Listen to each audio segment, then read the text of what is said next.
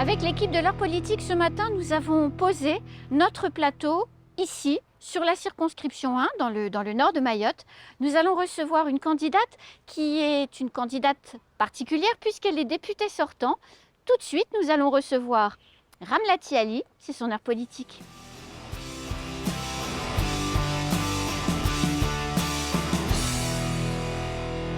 Ramlati Ali, bonjour. Bonjour Anne-Constance. Merci d'être sur ce plateau. Merci de nous accorder de votre temps précieux. Vous êtes en pleine campagne électorale pour renouveler votre mandat de député. Déjà 5 ans, Ramlati Ali, que vous occupez votre siège à l'Assemblée nationale. Quel bilan vous retirez de ce premier mandat de député? Alors, de mon mandat de député, j'ai plutôt une fierté. Oui. Fierté d'avoir pu, au moins partiellement, réaliser ce dont j'avais envie. Parce que je le dirai jamais assez, que la première des choses qui m'a réellement motivée, c'était par rapport à la santé, par rapport à ce que je vivais, notamment à l'hôpital, concernant notre fameuse ARS Réunion Mayotte, où on avait l'impression que c'est l'ARS de la Réunion qui s'occupait de Mayotte. Donc, tout ce que j'ai pu faire ramener à Mayotte, ça a déjà été une première fierté pour moi. Oui. Fierté pour moi de savoir qu'aujourd'hui, on a une première année de médecine possible à partir de Mayotte, même si je viens de voir les résultats qui ne sont pas faramineux, mais on a au moins une pépite, un élève qui va aller en deuxième année de médecine, qui a réussi le concours, qui a réussi le concours et qui va aller en deuxième année de médecine. Dans quelle université? Normalement, c'est Montpellier. Donc voilà, donc tout ça, c'est une fierté pour moi. Fierté pour moi d'avoir pu intervenir sur tous les textes pour ajouter juste un petit truc, le petit truc de Mayotte. Voilà, de Mayotte. Quel regret vous avez? Le regret, je ne sais pas si je dois parler en termes de regret. Je ne suis pas une personne pessimiste. Oui. Je suis une personne qui regarde le verre à moitié plein. Oui. Donc, je n'ai pas réellement de regret. Ce que je souhaiterais, c'est d'avoir cette possibilité de pouvoir aller plus loin, puisque maintenant j'ai compris en quoi consiste le travail d'un parlementaire. Je n'ai pas attendu 5 ans pour comprendre. Non, mais bien sûr. Voilà. Mais c'est vrai qu'au début, on apprend. Voilà, on apprend et que maintenant, j'ai des projets sous le feu concernant Mayotte. J'ai des amendements possibles, notamment sur le pouvoir d'achat qui va être discuté au mois de juillet. Donc voilà, moi je suis plutôt dans cette dynamique-là, mais pas dans les regrets. Alors, pour celles et ceux qui arrivent à Mayotte, qui ne vous connaissent pas encore, vous êtes une de nos femmes médecins, je dirais même la seule femme médecin de Mayotte. C'est quand même une fierté. Oui, je suis fière. Je suis fière et reconnaissante quelque part vis-à-vis de mes parents, reconnaissante vis-à-vis de la société et reconnaissante surtout vis-à-vis je suis profondément croyante vis-à-vis de ce que m'a donné la possibilité de faire Allah subhanahu wa ta'ala. Donc voilà, je suis fière de ça. Mais je ne dirais pas complètement que je suis l'une des seules, puisqu'on a au moins 2 chirurgiens dentistes dans ce territoire. Oui. Donc ils sont venus après moi, ok, mais elles sont là. Et puis, ce sont des femmes aussi? Ce sont des femmes. Génial. Il y en a une de Pamandi, il y en a une de la commune de Msangamouji. Et puis même à Pamandi, je ne suis pas réellement la première, je suis la première qu'on connaît. Parce que je sais qu'il y a une dame de Pamandi qui a fait des études de médecine, mais qui a fait le choix de rester dans l'Hexagone. Donc, elle n'est pas tellement identifiée comme. Voilà, elle n'est pas identifiée. Donc, finalement, on connaît Ramlati parce qu'elle avait fait le choix de ne pas rester anonyme. Parce que et de travailler au CHM. Et de travailler au CHM, au service des Mahorais et des Mahoraises. Alors, dans les spécialités qui sont les vôtres, parce qu'il faut le rappeler, vous avez exercé votre mandat jusqu'au dernier jour, enfin votre fonction de médecin jusqu'au dernier jour avant de devenir député, et vous êtes spécialisé en diabétologie. Absolument.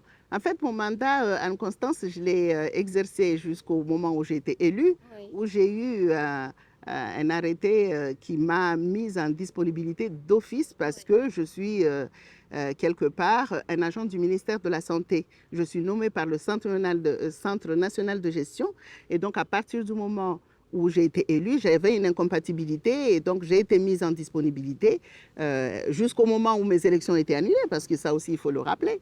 Les élections étaient annulées Le mandat a été 19 coupé. juin, voilà, en janvier 2018. Là aussi, j'ai reçu un arrêté qui m'a remis de suite à l'hôpital et jusqu'au moment où j'ai été réélue. C'est dire que finalement, les indemnités telles que les gens le pensent, cette personne va là pour garder des indemnités, ben non, je les ai jamais touchées et je ne les toucherai pas parce que je suis un agent du ministère. Alors, dans l'organisation de votre vie, et c'est souvent difficile quand on est un parlementaire ultramarin, il y a la métropole et il y a Mayotte. Mais je crois qu'en métropole, vous aviez un petit intérêt en réalité. Oui, Et même un gros. J'ai un très gros intérêt. Il y a mon fils qui vit là-bas, qui fait des études d'école d'ingénieur en bâtiment. Et quand je suis là-bas, je ne suis pas perdue parce que j'ai une personne qui s'occupe de moi. Oui, c'est ce que vous disiez. Voilà. Mon fils s'occupe de moi. Parce que vous lui avez appris à faire la cuisine. Depuis qu'il avait 3 ans, puisque ce petit boug, il était fasciné par le feu. Et donc, très, très vite, on lui a appris à apprivoiser le feu. Et aujourd'hui, il cuisine pour maman. Il cuisine pour maman.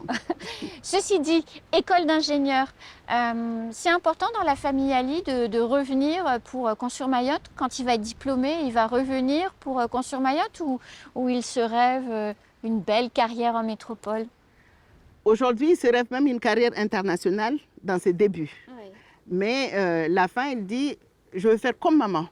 Je veux retourner dans mon territoire et aider mes compatriotes et concevoir des choses pour l'évolution de Mayotte. Donc, c'est ça son rêve.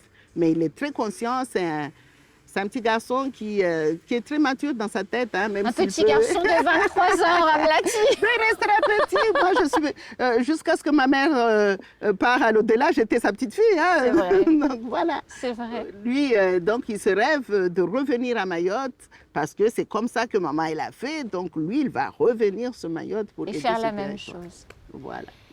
Médecin, diabète, santé, élection. L'état de santé de la population mahoraise vous préoccupe? Beaucoup. L'état de santé me préoccupe beaucoup. Et paradoxalement, je pourrais dire que c'est ça qui a fait de moi aujourd'hui le député que je suis. Parce qu'en étant à l'intérieur de l'hôpital, voir comment ça fonctionne au niveau de l'hôpital, et là, je rends hommage à tout ce personnel qui s'occupe de nous, finalement, et de notre santé, qui n'ont pas les moyens humains. Parce qu'en termes de matériel, je ne peux pas dire que l'hôpital de Mayotte soit pauvre. Mais c'est ce que beaucoup de gens disent, beaucoup de matériel. Il y a beaucoup de matériel, mais ça manque de main-d'œuvre. Et cette main-d'œuvre, on ne peut pas, nous, l'avoir à Mayotte comme on veut, puisque déjà à Paris et ailleurs, ça manque.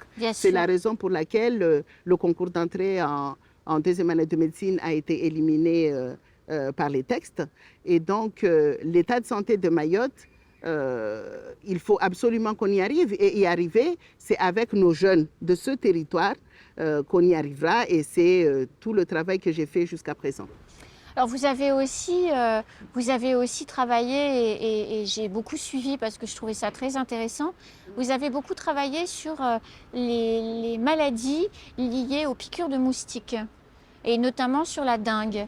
Oui.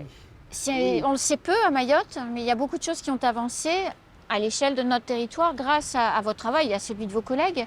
Comment vous regardez les initiatives que sont en train de mettre en œuvre l'île voisine de La Réunion sur la stérilisation des moustiques pour éradiquer finalement les moustiques?